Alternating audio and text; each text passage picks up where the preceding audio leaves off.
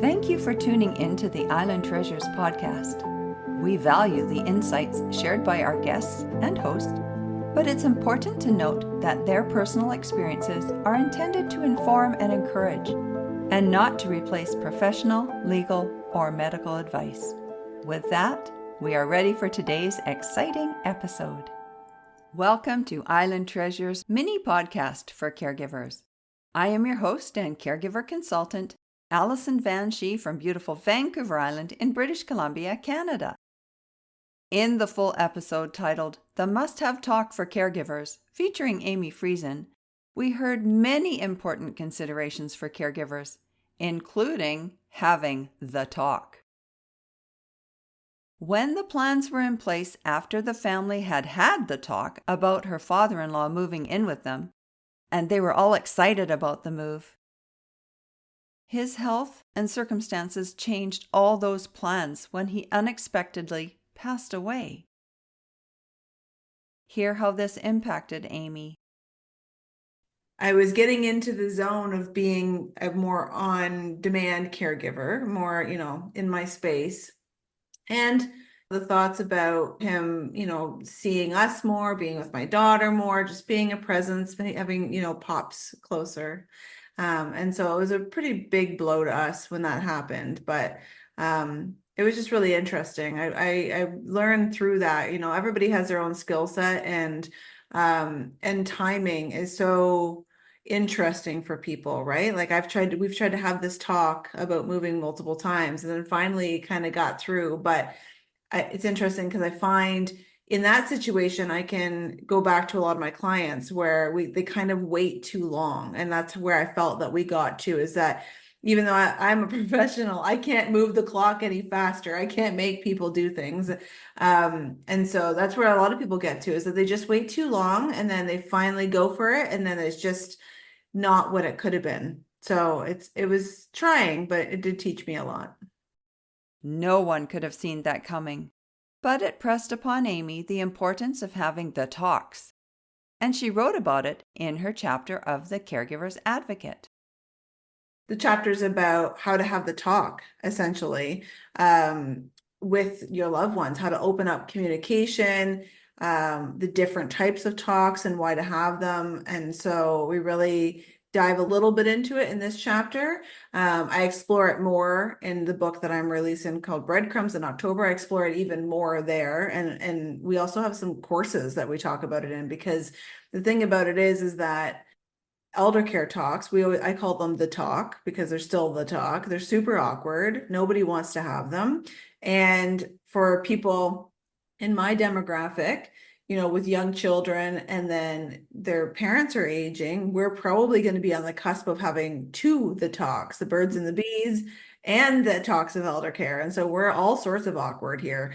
And really just to tell people, it's not helpful for anybody to hide your head in the sand. You need to get these talks out.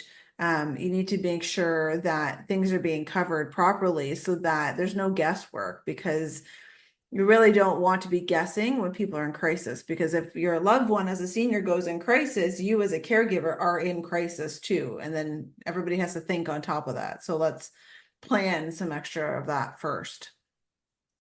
Amy has worked with elders for 20 years, 10 of which are with her company, Tea and Toast. And I asked her about the name of her business. And so I named it Tea and Toast because there's something called Tea and Toast syndrome. And so it's a couple different reasons. One, if you're an adult child and your loved ones are eating tea and toast for multiple meals a day because it's easy and comfortable, then it kind of flags a nutrition issue for people to start paying attention to. And then on the other side, if people come across our name that are seniors or anybody in general, it's kind of that comfort food, right? So that's a comfortable name. Somebody recently said, also, it's like spilling the tea on, what are the good options in retirement living? We're spilling the tea, which was kind of interesting as well. So I learned about the syndrome, and I learned that Amy is resourceful.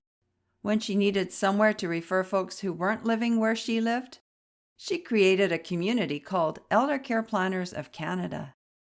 Essentially, what I did was I looked through all of Google pages trying to find people, small business owners like myself, running businesses across Canada so that, Tientos, as far as I'm aware, is one of the older companies because, again, the industry's new. So we're one of the older companies and we're more established and we've been, we're a little bit bigger than some of the others. And so we tend to get a lot of referrals and people call us, but not always for our area needing what we need. And so I needed someone to refer to in my team. And so I started putting everybody together and I was able to find there's 12 of us across Canada, like-minded small business that we all run our businesses in a similar fashion, like we align well. And because of that, we're able to work with other businesses on a large scale, like employee assistance programs and things like that, because we can cover all of Canada. But we can also be our own networking group because the industry, again, is new. And so there's not a lot of people that understand the nuances to be problem solvers and to talk to us. So we do that ourselves.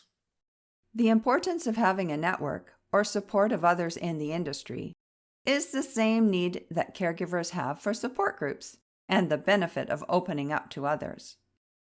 Caregiving it can be difficult, and I would just encourage people to reach out. I've seen it happen in real life, in real time, where I've been presenting to a small group and one shared something that was going on, and then all of the others rallied to say, hey, you're not alone, or hey, you're not nuts, or hey, whatever, right? Because people feel like they're going crazy. They don't know what to do. And by sharing it, by just talking about it, you'll find more likely that people are in similar situations or have been in similar situations or are so darn grateful that you brought it up because they want to talk about it too. More and more people are going to be caregivers. And so as we age as a population, it's the norm. I feel like a lot of things need to catch up to us as caregivers, but it is the norm. So I would just encourage people to try to step out of their box and not be isolated and talk to other people. If you're in the midst of your own caregiving journey and need some supports, I invite you to tap into alongsidecaregiverconsulting.ca. If you'd like more information from Amy Friesen, check out teaandtoast.ca. I recognize how precious your time is, especially as caregivers, and so this mini podcast is designed just for you. And when you have more time, I invite you to listen to the full episode called The Must-Have Talk for Caregivers. Be sure to click the link in the show notes if you have any comments or questions. And thanks for listening today. Take care.